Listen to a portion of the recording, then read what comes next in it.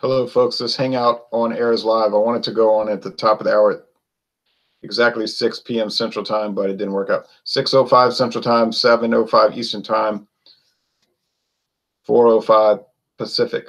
We are looking tonight at a Canadian, a blended Scotch whiskey that seems to be unavailable to most people that we talk to, because the Whiskey Scout said he's never seen it and he sure can't get it. Other people have said they never heard of it. But here it is. I got this big 1.75 liter glass, no plastic tonight, handle bottle. Got a nice handle. And this goes to John and Illy because you wanted me to stop at a place called World of Beverage. I was tired that evening. I didn't really want to stop, but I figured, well, I'll probably regret it if I don't stop. And I'm glad I stopped. All right. And this was $18.99 for this, right? Yeah, well, I got the 750 ml also glass bottle for $9.99 for the 750 ml bottle. Okay. So I got it a little cheaper per ounce. But then you're not stuck with a whole 1.75 milliliter. Well, I did watch your solo review of it, and some of the Dom. Well, no, I don't think you put it in the Dom Busters yet. That's coming. That is coming. But if you in your solo review had said that it was world class, out of dynamite, whatever, I may have sprung for the 1.75 liter bottle, but Hey, well, that's the trade-off. You got to make trade-offs. It says this unique blend contains only the finest single malt and grain Scotch whiskeys. Well, that's what they're saying. I can't say they're wrong. How do you say what's the finest? Long aged in oak casks for many years before being blended and bottled in Scotland. So they age it and then they blend it. So they age in different whiskeys and then they blend them together and they bottle them in Scotland. It's not one of those things shipped over here and then bottled. The result is a whiskey of top quality, which is renowned throughout the world. 40%. I wish I knew what their idea of many years is, because I'd be interested to know how long this product is aged for. Yeah, no age statement. It was bought out by Ian McCleod Distillers Limited of Scotland, the Kingdom of Scotland, back in 1968. So it had been on the market decades before then. So I don't know how long it's been on the market. I couldn't figure it out. But you notice they don't say 80 proof. They say 40% alcohol. They do the British way of doing it. Americans say proof. They say 40%. I was going to say, I think you mentioned in your solo review of it, they changed the label slightly. It actually used to be a king on the label, but now it says King Robert II, but there's a knight on the label. Right. It used to be some guy wearing like a crown and some like animal skins or something, and I guess he could be a king. I don't know. I don't understand why they changed the label, but let's see here. There's another one called King Robert II Highland Single Malt Scotch. Okay, so this is the introductory. There's Highland Single Malt, which is aged 12 years. It's got an age statement. And then there's another one called Travel Retail Exclusive, Deluxe Blended. You see, this is something.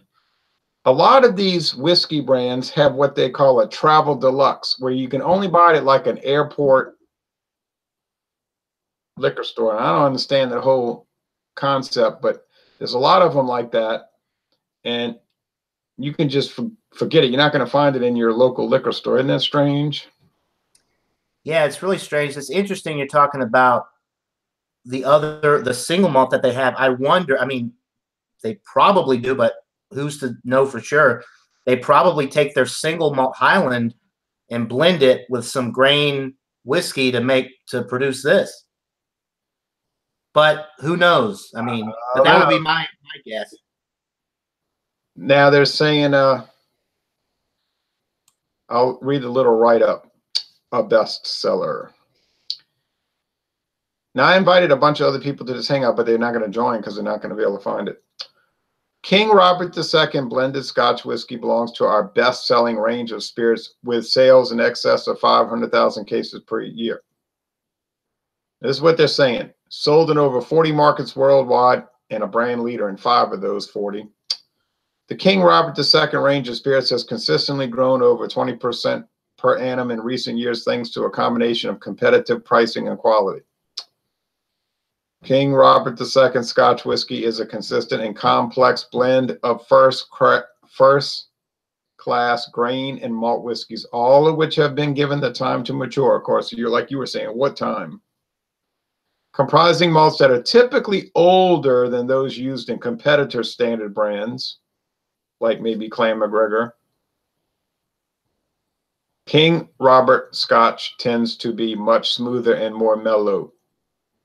In recognition of this, and this is what you were talking about there, bragging about it, King Robert II won gold in the 2007 International World Spirits Competition category of Best Blended Scotch Whisky. No age stated. That's the category. Blended Scotch Whisky, no age stated. Seeing off stiff competition from other well-known brands, including Johnnie Walker Red Label, Famous Grouse, and J&B Rare. That's who it beat out. Of course, that was 11 years ago. Well, you know oh, I hear an echo. I didn't hear it. Okay. Well, those brands that they beat out are pretty famous. So that's pretty impressive. Even though it was 11 years ago, with spirits like this, they don't really mess with the formula too much. So I mean, that's pretty impressive. I guess so. They must have thought they keep touting it. Now there's a green label called King Robert II Gin. And they talk about it. It's not even 40 proof though. It's 37.5 proof. See, it's one of these brands that's a whole line of liquors. Kind of like Taka in Louisiana or Kentucky. Taka vodka, Taka gin, Taka bonded gin, vodka, the 100 proof vodka. Aristocrat is another brand that has a whole lineup of different products, which a lot of bars and restaurants actually use as their liquors, their bottom shelf stuff. Yeah, Aristocrat, Quality House. Aristocrat, yeah. Quality House. There's King Robert II vodka. There's King Robert II rum.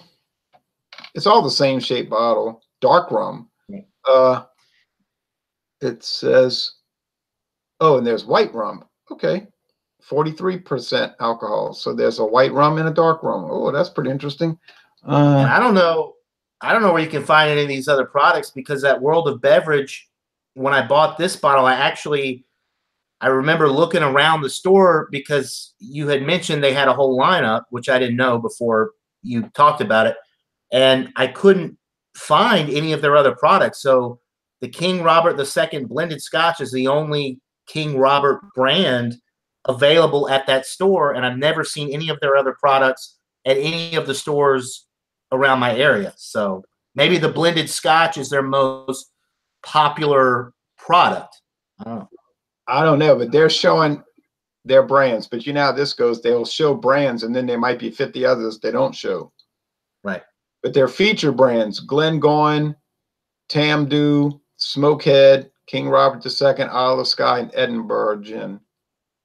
Malt whiskey. they got these brands: As We Get It, Chieftains, Dunbigun, McCloud's, Sheep Dip, Shieldaig, The Feathery, The Six Isles, Blended Whiskey, Black Shield, Clan McCloud, Dunfife, Glenshard, Hedges and Butler, Lang's, Major Guns, Marshall, Maxwell, Pig's Nose, Queen Seal, and Scottish Stag.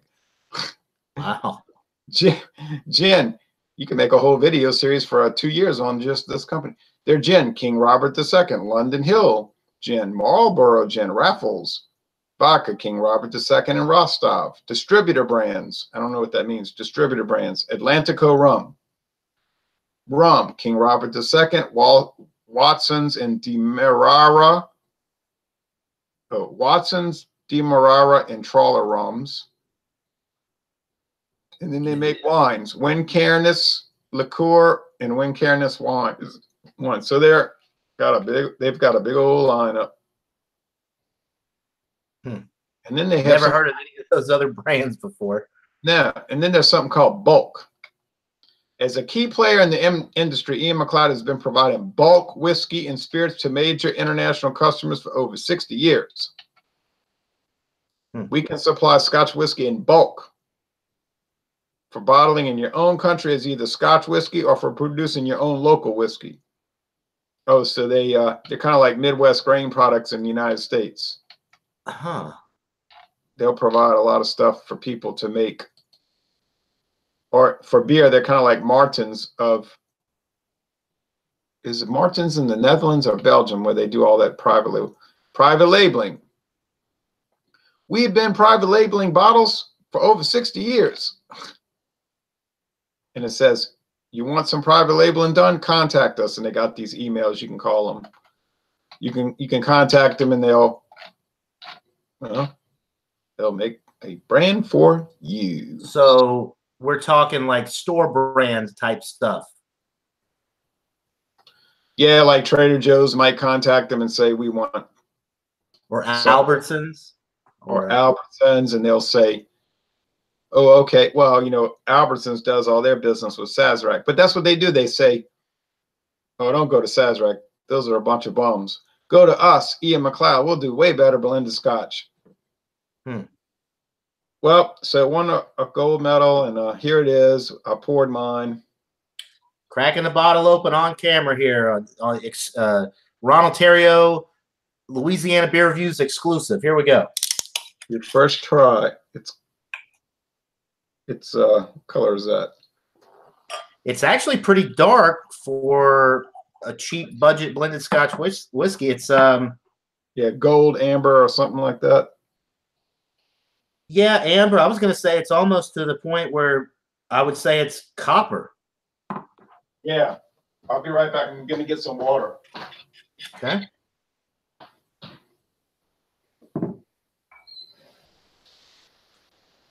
So here we go, folks, with the appearance. Actually, it's a little lighter than copper. I think you're right, Jay. Yeah, it's more. I was thinking, yeah, gold, amber. It's more in the amber range, I think. I think just the lighting here is poor, but as soon as I held it up to the light, it's definitely more of an amber color. And really nice alcohol legs already, I'm noticing. Yeah. Let's see if we have any comments. Craig Swenson says, Vahin Stefana Corbinian is the Sad Wings of Destiny of beers. Oh, that Judas Priest. Great, awesome, tremendous, fabulous, and wonderful, not to mention really good album, which I did a video review on. Sad Wings of Destiny from 1976. All right. Yeah, you watched that Corbinian, didn't you? I love that Corbinian. All right. On to the examination of King Robert II of Scotland. Yeah, I watched your video.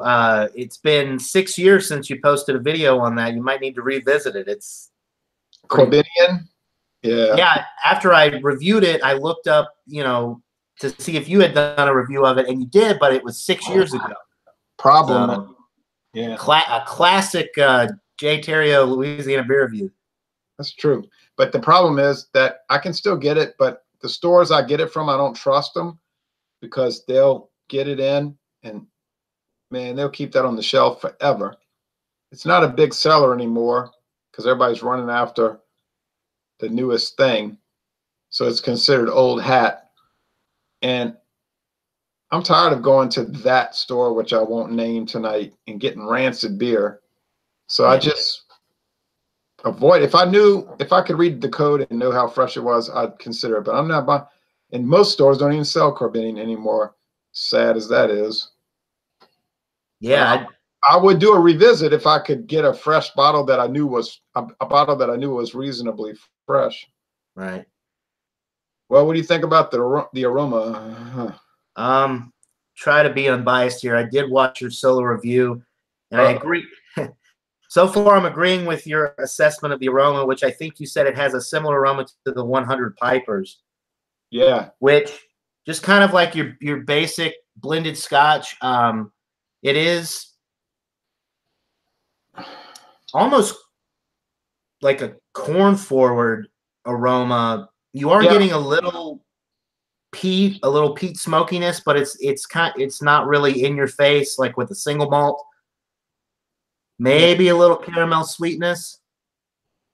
Yeah, it's picking like, up on the alcohol because there's really not too much complexity on the nose, so the alcohol kind of comes through on the after you take that first inhalation, it kind of burns the nostrils a little bit. But it smells pretty pleasant, pretty standard, nothing off for sure. But it smells good. It's like corn flour. Yeah. What's that? Will they call that stuff corn flour? Oh yeah, corn flour, or almost like a,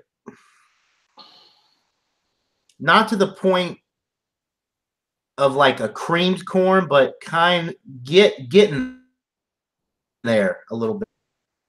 Yeah. But it smells good. Pretty basic, but pretty good. Cornmeal. That's what I was saying. Cornmeal. Cornmeal.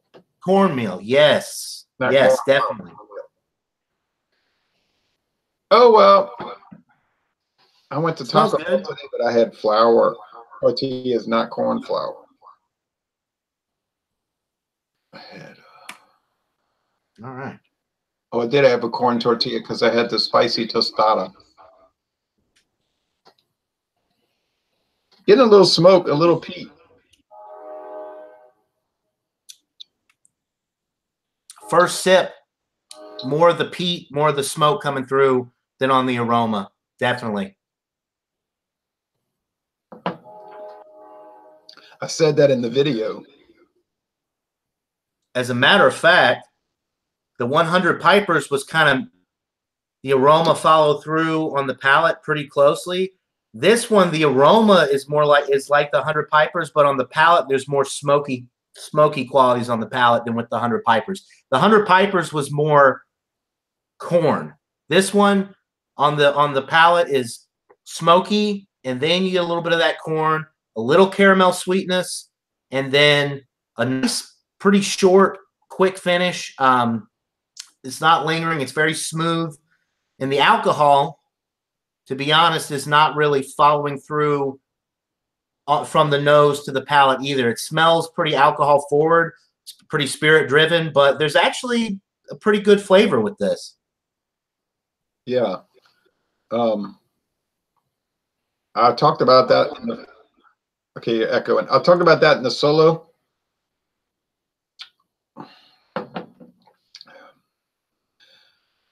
You're getting more of this, the malt whiskey in the taste.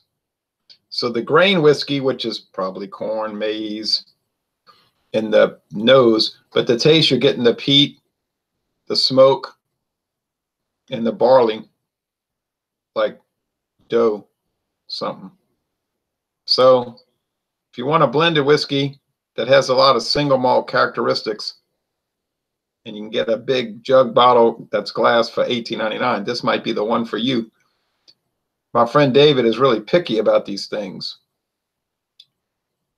Oh, I mean, he'll try them all, you know, and he'll like them, but he's really picky. He'll pick them apart. But this might be one he'll like because of the malt whiskey flavor qualities. Right. you may have mentioned this before. It's been a few days since I watched your solo review of it, but the this one has a little bit more of a spice note than the 100 Pipers as well, like kind of a maybe like a rye spice note in the finish. Are you getting that? Some kind of little something, yeah. Or maybe I don't know what it is. Maybe it's the peat. Maybe it's because that's pretty in your face on the palate, which is surprising because you would never guess that from the aroma. I could see why it really. I could see why it competed against the Johnny Walker Red, because I tried some Johnny Walker Red label at the Knights of Columbus. Okay, and it was in a big jug bottle like this, similar type bottle too, by the way, and I was really impressed with it. I liked it a lot, and I thought, oh yeah, I gotta buy a bottle of this stuff. But I just have too much backstock to really be buying anything else. I was telling my friend David on the phone, I said, I gotta, because he was talking about this. He was naming all these brands. I said, there really needs to be a point where I stop and I just don't buy anything else for about 3 years, and then I let it dissipate. And then he was laughing and he said, what do you mean dissipate? I said, like I drank it down and I don't buy any new brands. He said, that's not going to happen. You're not going to be able to do it. I said, that's the game plan, at least. But that's the good thing about spirits is you can let them sit for years. With beer, you pretty much, you could cellar some beer or whatever, but, there's a definite shelf life with beer. Oh, yeah. And you were mentioning this on your Dawn Busters that I watched earlier, but, liquor, you could let this bottle of King Robert II sit on the shelf for 50 years. And as long as you store it in a dark, cool place, it's pretty much going to be the same. With beer, you can't do that. So, you can get away with that a little bit with the whiskey. I know, but I just don't need to have that much stuff. It's a little too much. If you came here and you would look around in that cabinets, you'd say, yeah, I see what you mean. Okay. The body here seems a little bit medium. It's got a little chew to it. And to me, the finish lingers a little bit on the side of the cheeks. It's like it's gone, but then it's like a little buzzing, like a little bitty bee buzzing here and here. But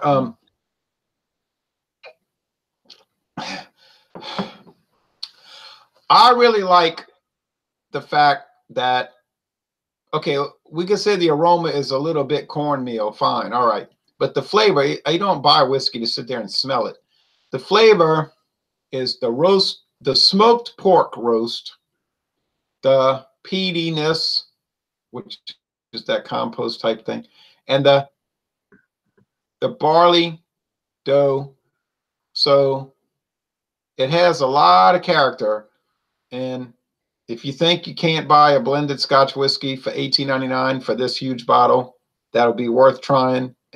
You're wrong. It's not just something you want to mix. In fact, I would never mix this. I would never make a mixed drink with this because, first of all, I don't ever make mixed drinks.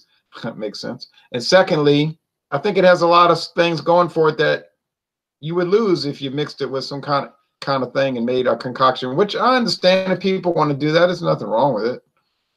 That's right. What you like. But I wouldn't do it. I wouldn't do it. I would drink it solo like I'm doing now. I'm enjoying it. Okay, but I'm going to let you talk. Yeah, I mean, I agree. And I'm picking up, Robert the Whiskey Scout is a very wise man when it comes to this type of stuff. And this is, as I'm swirling it around the glass, letting it open up a little bit, as they say, I'm starting to pick up on some other qualities. This is really, it's basic initially. That's my initial thoughts are that it's pretty basic. But as you let it open up and you continue to sip on it, there is a lot more there. I'm almost getting a light butterscotch note, a little bit of vanilla. there is a little bit of that spiciness that kind of hits you on the back, which may be what you're referring to when you're talking about that lingering finish. Yeah. Sometimes I misinterpret the alcohol burn that sticks with you a little bit with the rye, because alcohol can kind of be interpreted as spicy. You know what I mean?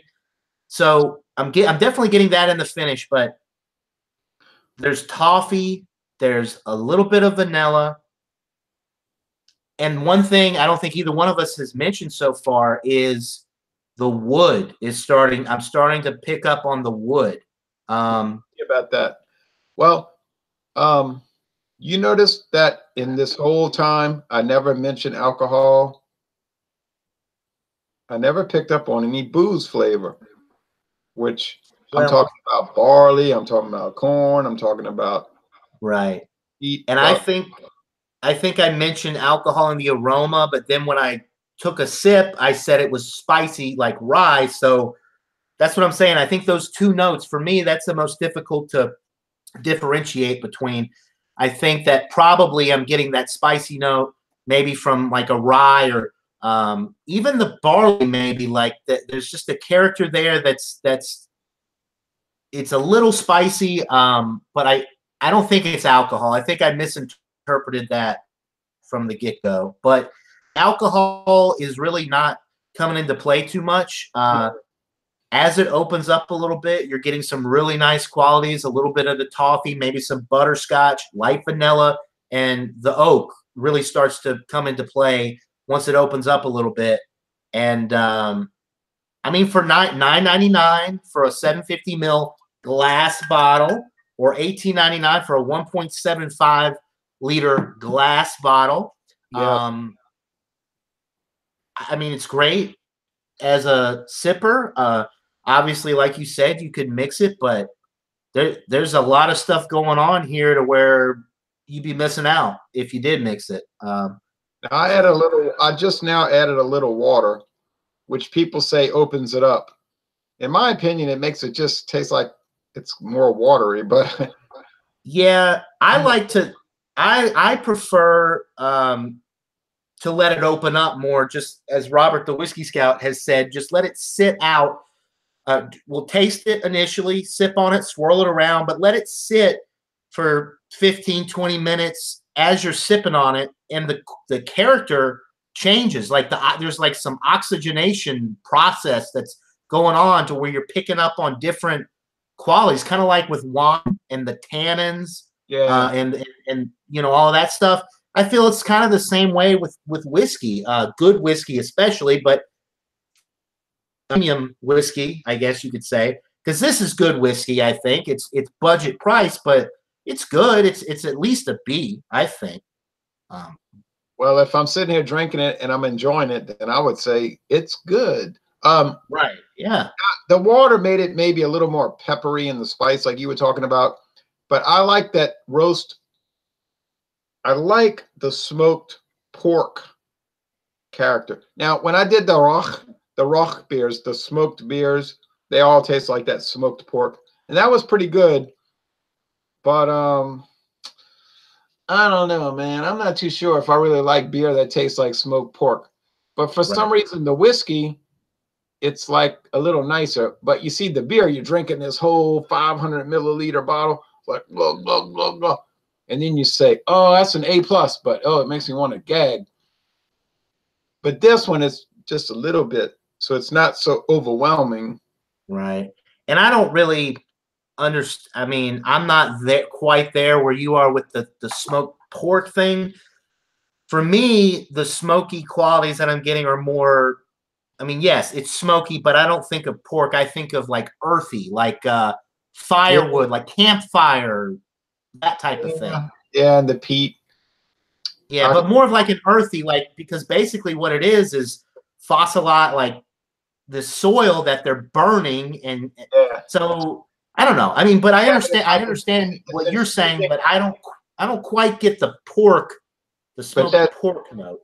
Well, I don't mean so much meat, but like the pork, if you eat it and smoked, it'll have that same smoky quality, like the wood and the chips, and it's infusing the meat. So it's got that So smoke. basically we're talking about the same thing, because I'm talking about the campfire and the wood. You're talking about the pork, but in the sense that the wood is imparting that flavor Yeah, into the meat. yeah, yeah. Well, I gotta say this now. And I was talking to this guy. He's like 21 years old. He tells me, I like single malt whiskey. I said, oh, yeah? Yeah. He said, if I drink 2 beers and then I drank some single malt whiskey, I'm feeling really good. I said, oh, okay. But I didn't make a comment on that. He said, but it costs a lot of money. I said, okay, which I know that. I said, well, let me ask you something. I said, what do you like about it? Then he says this, I don't like smoky stuff, though. I said, what? He said, yeah, I don't like those Scotch whiskeys that are really smoky. I hate that stuff. And I'm thinking, wow, he's a big single malt guy. And he's like talking about it all the time, but he don't like a lot of smokiness. I said, okay, they have people like that, you know?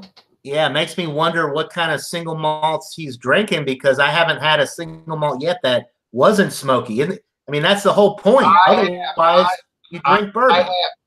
I have, because David brought in all of these, and like I think that Glenmorangie 10-year, it didn't taste too smoky. And so some of them don't, but he said no, he doesn't like it. But I mean, fine if you don't like it. If you want to buy a bunch of single malt Scotch whiskey that doesn't have the smoky flavor and you like it, well, why should I care? If you like it, and he's really into it, and he'll bring it up. He'll bring up the topic. So, hey, what's the downside? Only downside would be drinking too much of it and becoming an old drunk, you know, or getting in trouble. That would be underage drinking. You said he's 18. Where does he live? No. I say he's 21. Oh, I'm sorry. I thought you said he was 18. No, that's why I thought you said 18. No, you can drink at 18 in Louisiana if your parents are around. You could drink at 12, right? If you're with your parents in a restaurant and they want a mimosa. That is actually the law. That's true. But I shouldn't say that online, because then somebody's going to report it, and then they'll make Louisiana change the law. That's right. There are hundreds of thousands, even millions of people watching this right now. So I retract that statement. Sorry. Yeah, 13. They'll say, I'm from Wyoming and I'm very upset. I'm going to call the government and report Louisiana because we didn't notice that. We want to crack down on your state. How dare you let 12-year-olds drink with their parents at a restaurant? This is a free country and we need to make sure you do what we tell you to do. Okay. But actually that is the law, and I know about that firsthand, but blah, blah, blah, blah, blah, blah, blah. All right. Let's see if we have any comments. Anyway, Louisiana passed a 21-year-old drinking law only to get around people bothering us, because Louisiana never wanted to change the law from 18. So when they changed the law in 1987, they put in all these kind of like loophole type things, you know, that was like, you can't drink until you're 18, but I mean, until you're 21, but kind of that's not really the case. All right, anyway, Drunken One says, damn, now I want some grilled pork chops. That does sound good, actually. I don't have a lot of experience with pork and pork steaks and grilling, and but I know a lot of people are really into that, and there's a whole world of pork roast and all that. Maxwell says, hello, Ron, and hello, all. How are you? Well, we're fine. We're tasting some blended Scotch whiskey, and it's turning out really good. Minnesota Vikings. Hello, Minnesota Vikings. First time view. Speyside area of Scotland have very little smoke. Yeah, and I think that's what he likes. But he wouldn't. He's not the kind of guy that's going to do any kind of research. Believe me, he's just going to try it, and if it's smoky, he'll never buy it again. And if it's not, he'll buy it. He'll put it on his mental I like that list. But to say he's going to get on the internet and look up the different regions of Scotland, forget it. He's like most American consumers. He buys it, he drinks it. He don't care who makes it. You know what I'm saying? Like, he might tell you, oh man, I love Shock Top. And you say, you know, that's an Anheuser-Busch brand. He would look at you with a blank stare. Yeah. Like, well, why would he care about that? Like, why would he care that Anheuser-Busch InBev makes Shock Top? You know what I'm saying? He would look at you like, yeah. It would be like you telling him, well, you know, that hot sauce is made by B&G Foods. They bought that hot sauce out from an independent company in 1983. It would be like you were telling him something that it would be so irrelevant to what he's experiencing. It would be almost like, why are you telling me this? You understand? Most people in the world, they don't care who owns it. The beer people go crazy. You know, they like cutting themselves. Like, I'm cutting myself because Anheuser-Busch bought this company and I was dedicated to it. But, you know, most of the world's like, well, why would I care about that? You know, anyway, all right, 48 Straight says, you are free to do exactly what we tell you to do. Right, that's the American. All right, all right. Craig says, Iron Maiden or Judas Priest, pick one. I'm not going to do that. 48 Straight says, the Priest. Well, y'all can choose. But, you know, even if you choose not to decide, you still have made a choice. All right. So that's my choice. I choose to not to decide. All right. Well, here we are at the end of the road. I'm going to take one little bit more because I feel like that would be appropriate. But I'll join you. Would you recommend this to people? I think I know the answer to that question. Yes, I would definitely recommend it. The price point is spot on, $9.99, $18.99, you know, or $9.99 for the 750 ml bottle, $18.99 for 1.75. Aged for many years. Yeah. How many we don't know. It's got to be at least 2, right? 3. Many or 3. Yeah, that's what I meant. 3. It's got to be at least 3, but many to me. Few is 3, several is 4 more, many is 5+, but I doubt it's aged for 5 years.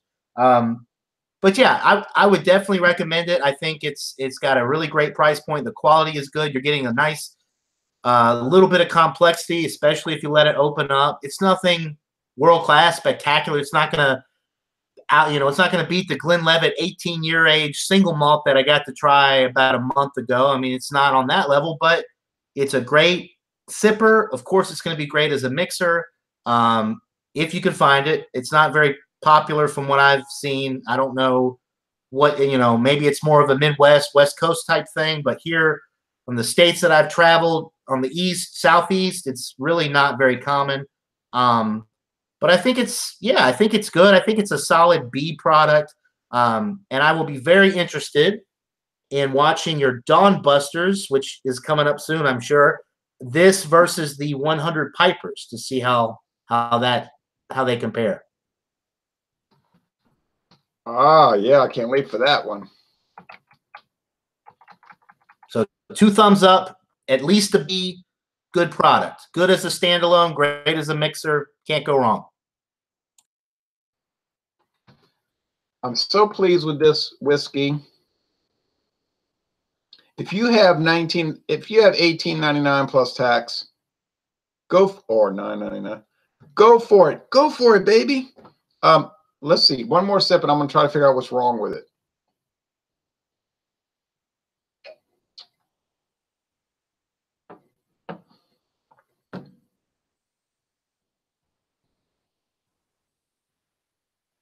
Let's see. It tastes good, smells good, it's cheap. There's no off flavors. Nothing's turning me off. Oh yeah, like there's no downside. I don't know what's wrong with it. Like, okay. Aldehydes.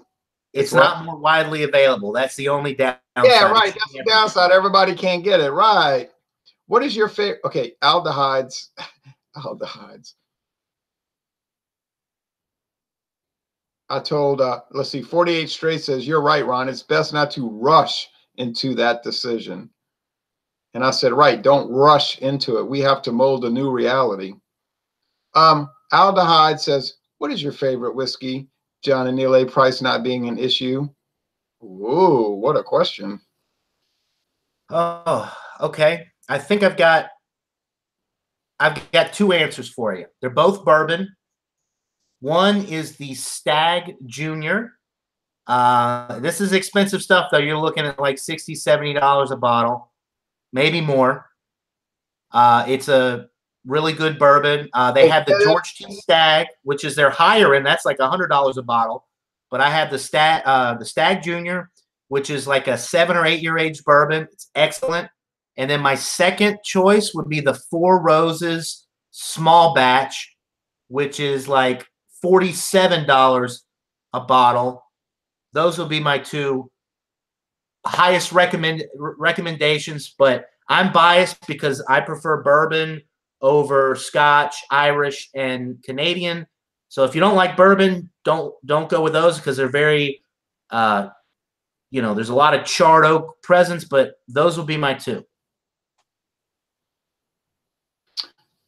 George Stag and Four Roses. Those are two I've not tried. Well, okay. Well, one time, okay, I'll say this. I was at, gotta be careful what I say.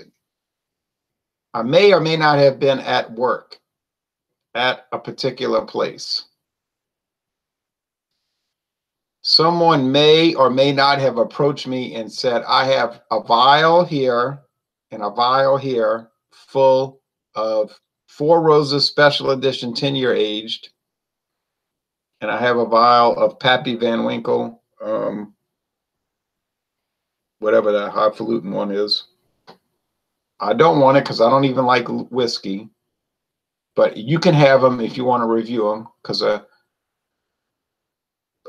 me see what, gotta watch what I say. A person brought these to me. That sounds right. It was a person. I said, okay. So I said, I'll review them. Came back home, did the review. They were awesome, as far as bourbon whiskey, the Pappy Van Winkle and the Four Roses Special Edition 10-year age, they were like, now, I didn't pay for them, so that has to be taken into consideration, right? Yeah, that Pappy Van Winkle especially is, I would give my pinky toe for a bottle of the Pappy Van Winkle, especially the Family Reserve. You're looking at like 15 plus years. World-class stuff, but you're also looking at anywhere from $300 to $1,500 a bottle. So. Yeah, right. And the Four Roses 10-year age special edition was expensive. But they approached me. I was just minding my own business. And if somebody approached you and said, hey, you want this stuff? It's really expensive. Somebody gave it to me. I don't like it. You want it? I'm going to say, oh, no, I don't want that. Oh, I don't want gold coins. I don't like gold. Yeah, right. So I took it and I drank them and they were awesome. Now, but to say the best whiskey that I've had, oh wait, he didn't ask me. Never mind. He asked you. But I think we would all like to hear your answer as well. I don't think anybody asked me that. I'm asking you. Let's see it. What do you got? Okay. What is your favorite whiskey, Ronald? John says. I'm just mentally making up that comment. My favorite whiskey so far. Ooh, what a question. That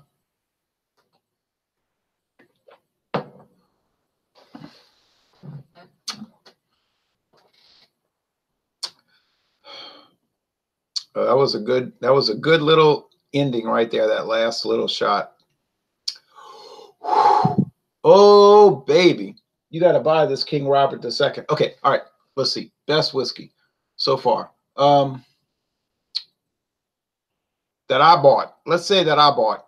This business about people giving me stuff, that doesn't count because that'll cloud, what you're saying, because you didn't put anything out for it. There was no effort on your part for it. Okay, that I purchased.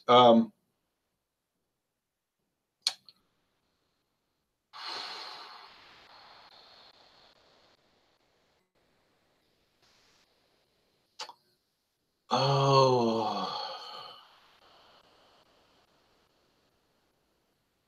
well,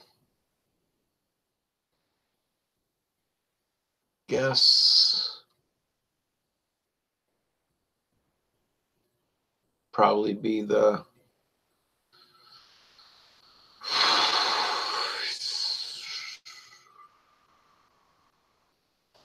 Jim Beam Choice.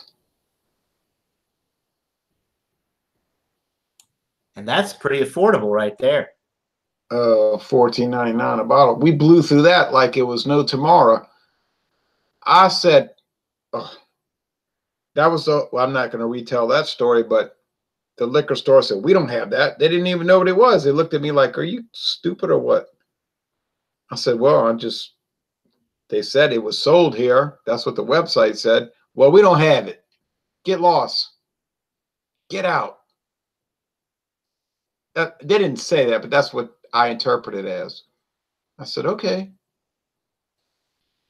So I went to the hotel and I didn't care. I didn't care. It didn't matter to me. So I was disappointed I couldn't get it, but I called another liquor store that was in Southern Kentucky, and they said, we have it.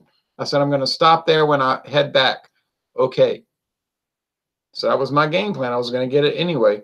But then I wanted beer. I said, I got to have beer. I don't have to have it. I wanted to have it as a purely trivial enjoyment for that day. We don't want to use the word have. I wanted it. All right. So I said, I would enjoy having some beer. Okay. Got to watch what I say. So I went back to the liquor store, which I was right by the hotel. So I was in there and I was going to the back where the beer was, and I'm walking. I said I wasn't going to retell the story. Oh yeah. And I said, oh, they don't even know what they sell in their own liquor store. I was like, oh, Jim Beam Choice. So of course I bought a bottle for myself. I bought a bottle for David. Oh, that was so good.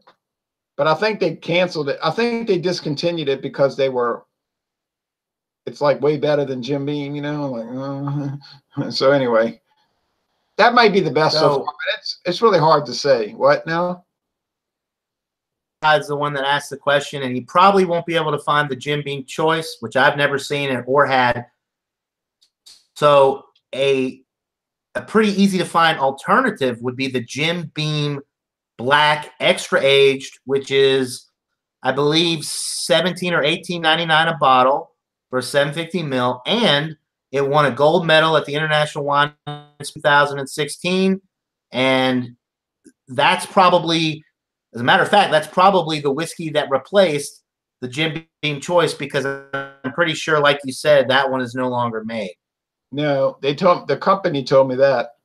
Okay, let's see. But Jim Beam Choice, I could be overlooking something. Like maybe I didn't think about something. So I would say that's a provisional answer. Let's see. Doo-wah Thunderclap says, you're the man, Ronald. And he says, drinking a Trust Budweiser tonight. I think he means a trusted Budweiser. Budweiser, okay. That's like a Pandora's box. We better not go there. But Aldehyde says, give us your answer, Ryan. Laugh out loud, Ron. Reaction, ha ha ha. Yeah, I know. My reaction was delayed because I couldn't really think about it that fast. I didn't want to just go throw out an answer. Aldehyde said, I would have thought you would have gone with Johnny Walker Blue Label. Well, I can't say Johnny Walker Blue Label. I've never had it. My favorite whiskey that I've tried. You know what I'm saying? Like, I'm sure there's other ones that are la la la la la la. Yeah, I mean, yeah, the Four Roses 10-year special edition and the Pappy Van Winkle, but those were little samples. I don't feel comfortable going with those. It's like, oh yeah, that was great, and then oh yeah, that was great, and I tried them one day and they were gone. I'm talking about something that had a whole bottle and I drank through the whole bottle and I experienced it like I spent time with the bottle. You know what I mean? We walked together. We spent time together. We did Dawn Busters together. We laughed. We cried. We hugged. We sat by the campfire together. Those kind of beers. I can't. Those kind of whiskeys. You know, I can't go with some little like one night stand whiskey. So he says, "Wow, Jim Beam, huh?" Well, if you haven't had the Jim Beam choice, you can't really jump the gun and go after it because that was something special. Aldehyde said, "Fair enough," laugh out loud. So, and I'm kidding around, but I'm serious about that. I think you really have to you have to buy the whiskey with your own money, not some gift that you didn't pay for.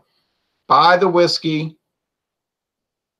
You know, you kind of laying in bed with it, you sleep overnight with it, you drink it, you taste it, you go on some walks together. You know what I'm saying? You just spend time with it, and then you can make a better evaluation. I spent a lot of time at Kentucky Dale, but that was sort of like spending time in purgatory. But yeah, I got to know Kentucky Dale. Yay, yay. It's kind of like Camo. People will tell me, oh, I drank Budweiser. Like somebody said today, Red Dog, that's garbage. And I'm like, nah, I bet you never drank Camo. Right? Right. Yeah. Myself included. That's one that I've never had. Right. We're going to wrap this up. It was like people saying Jack Daniels, that's garbage. I hate that trash garbage. And I'm thinking to myself, I bet you never had Kentucky Dale. Right. And they're like, what's that? I was like, drink Kentucky Dale and you're going to think Jack Daniels is a gold medal winner. I'm not saying Kentucky Dale is bad. It's an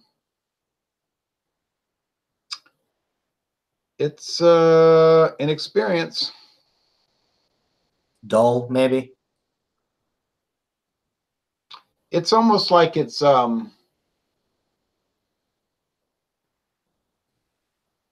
shocking.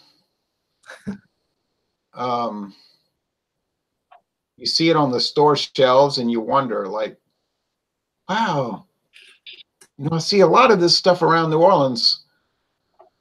People buy it. Okay. You know, I was at Circle K over there the other day and they had big bottles of it. And I was like, wow, Kentucky Dale, big glass bottles. This is a thing. And I don't know why this is a thing, you know, but maybe I'm misinterpreting something.